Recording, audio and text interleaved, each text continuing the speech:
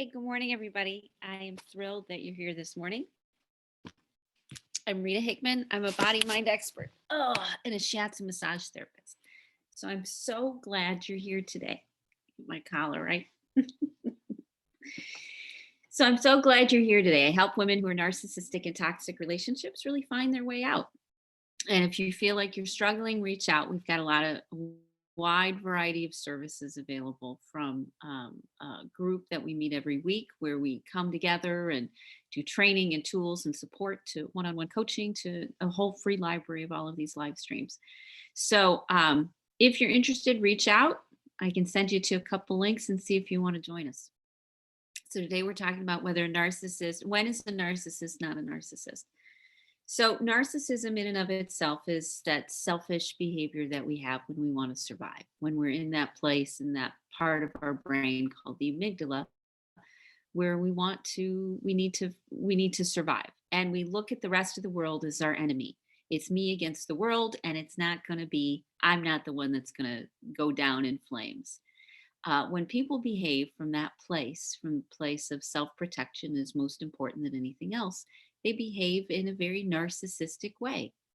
They behave in a way that's completely self-absorbed, that's thinking only about their inner experience, that is doesn't care and is unaware of how other people are dealing with things or what's going on, because they don't have anything left to care. Their whole focus is on themselves and on how they're going to survive moment to moment. This can be caused by a lot of different things. One of the most common ways that it's caused is by someone who has some sort of physical deficiency or physical thing that they're dealing with. Now, we're all dealing with different stuff. The hard part is can you imagine dealing with something in your body and in your brain that causes you to force everybody that you know away from you, and to no one likes you and you don't have any friends? So on the outside, they can be super successful. They can be architects and pilots and engineers. They can be extremely talented. Everyone can love them and think they are amazing. But in their personal life, that's when their real side comes out. That's when the another side of them comes out, and they become angry and manipulative and belittling and cruel and unkind, and they make poor choices, and their whole life is completely disordered. This is what narcissists are like. They've got two sides of them. Whether they're more narcissistic because of their Asperger's, or because they're more on the autism spectrum, and they can be, their wiring is that they're more focused on themselves, and they're unaware of what's outside of us, or if it's some sort of mental health that could have been passed down. It could be an immature amygdala. A lot of people who have borderline personality disorder or who have narcissistic disorders, their problem is that their amygdala never developed fully. So it doesn't have any control over the mood swings. It doesn't have any control over emotional control. And they have to work a lot harder in order to manage all of that. Sometimes it's an underlying ADD, ADHD. Sometimes it's an underlying bipolar. Sometimes it's an underlying pain issue. Now, these things came up for a lot of people when they were children. And when they were children, they had their own struggles. They had these two faces, these two sides, these things that they were managing. And everybody would tell them, oh, we like this side of you. But they would struggle with all of these other mental health issues. And that made them shameful. That made them broken. That made the fact that there was something wrong with them. So they never got their underlying issues dealt with. And if you add PTSD, and how can you not when you're only thinking about yourself all the time and constantly overreacting to things, which is one type of narcissism? When you're doing that, how could you not have trauma in your life? So narcissists clinically, narcissists are people without empathy, and their whole world is about them. Now that's a clinical diagnosis, and there are a lot of people who will fall into that clinical diagnosis. And there can be narcissists who are good people and narcissists who have very, very poor coping skills. And so you can have both sides. Let's look at it as a kid. So when you have a kid that's raised and they've got an underlying health issue and they don't get their issues dealt with, they become really, they end up with problems. I ended up with a lot of challenges because of my PTSD as a kid, because of my disordered family, a lot of problems. So a narcissist clinically is when they have no empathy, like ever, for nothing. They have no compassion, they have no sympathy, they have no understanding, they don't even try.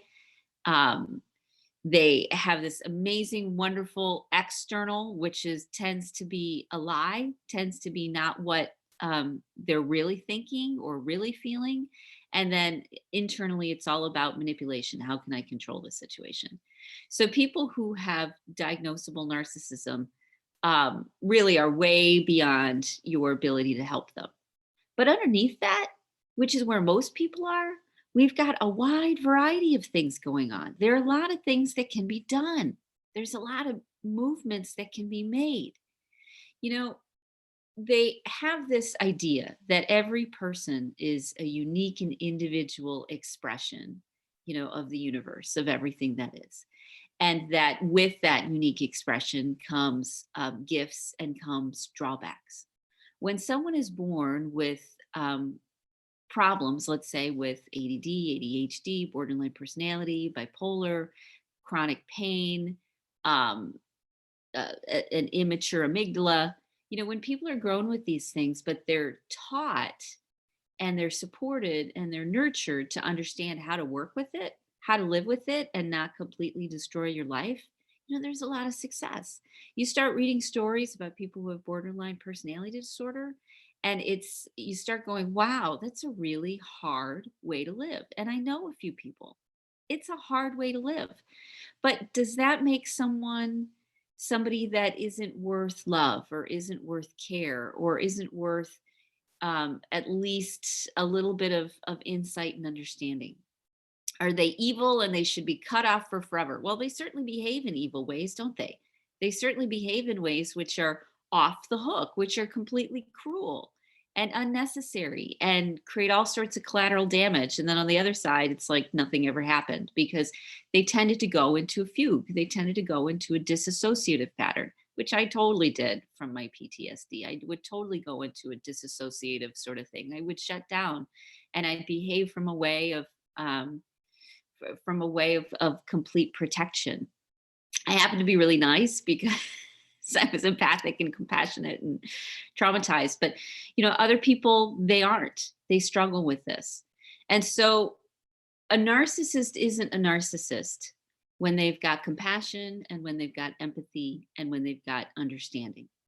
And many times past the behavior, past the craziness, past the volatility, past the lying and the manipulating and the gaslighting, past those behaviors, there can be many people who behave in a really narcissistic way who they don't know how to be different.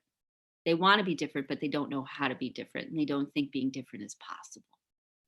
So many people end up in relationships with someone who has mental health issues like that. Now, some people, they're too far gone. They're too far down the spectrum. They've got way too many challenges going on, and you aren't the right fit. Maybe you have your own issues you're dealing with. Maybe you have your own PTSD or your own borderline or emotional regulation things. And so it's going to be a toxic relationship. Some relationships are toxic just because of the two people that are in them. They can't help each other. Their issues are not supportive of one another. They can't be there and care about the other person. But other relationships or other companionships or partnerships, they are not so toxic. They're not so destructive because they're able to find a balance between their issues, between what they're working on. And when you can do that and look past the behavior to the person underneath, you get to decide whether this person, whether your time and your energy and your effort and your love and you're working on your issues, if this is the right place for you. For many people, it's not. I happen to be a healer, and because I'm a healer, that's my mindset. That's how I work. And so I tend to allow in my space people who are struggling with mental health. And when you support them and get them the help that they need, and they don't want to be this way anymore, people with mental health issues, including when that was me, are productive, amazing, wonderful members of society. But when we write them off and abandon them as helpless and hopeless um, and evil and a scourge on society, it just makes the problem worse. It's like having any sort of prejudice or any sort of ism, whether it's racism or sexism or immigrationism or povertyism or whatever we have judgmentalisms against. um, it comes out. And so when someone has mental health, most people tend to judge them really harshly. But the thing is we all know people with mental health. It can be our moms and our children and our spouses. It can be people that we care about that struggle with this. And they've struggled so much because they've never really gotten the help that they need. And if they don't, and if they're not willing to, then you have to allow them to go their own way. But many times people who have an underlying health condition, they don't want to be this way. They don't want to be overreacting. They don't want to be cruel. They don't want to manipulate people, but they think that they have to. This is their choice. This is their pattern. This is how they have to handle their own inner crazy, their own inner volatility, that this is the way that they need to handle it. And when they're able to get with a partner where that doesn't bother them, where the partner can look past and see beyond, and it doesn't trigger all of their own issues, and they can support someone and help them move through it. And then a narcissist becomes much less narcissistic, because underneath it, they did have compassion, they did have empathy. So narcissists clinically are people who have no compassion, no empathy, no desire to develop it, and they really just don't care. It's where they're at. But everybody else who has narcissistic behaviors, many times they are human beings. They've got compassion and understanding and desiring. That's where all this love bombing can come from. Because someone who has high narcissistic traits, they know what to do. They have empathy. Many of them have the ability to care. They just don't use it. It's not a muscle that they've developed. So their whole world is inside of their head. Now, if you think that, as a person, that you alone will somehow be able to magically change this lifelong issue that someone has dealt with of an immature amygdala, you are deluding yourself, because that's not how it works. There has to be a much bigger picture going on. There has to be a community behind it. They have to want to get help. There has to be consequences. There have to be things that they want, things that they're willing to move towards, and they can't be pure diagnosable narcissists. They have to be someplace else on that narcissism spectrum. And many times as narcissists get older, or people on the spectrum get older, what happens is they do mellow. They do get life experiences. They do learn things. They don't behave so crazy. Some people, their symptoms get better, and some people, their symptoms get worse. So there's a whole lot going on when you're in a relationship with someone who's a narcissist.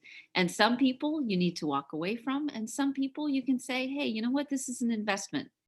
Because very few people really want to be ostracized by everybody. Very few people want to be cut off. They don't want to be demonized. They don't want to be vilified. They don't want to be seen as evil. They don't want anybody to see them that way. Hence, why everybody loves them, because they're charming and wonderful and amazing. But they struggle with that, with those true insecurities underneath. Hence, why in their private life, they can be monstrous. They can be totally out of control and make really bad decisions.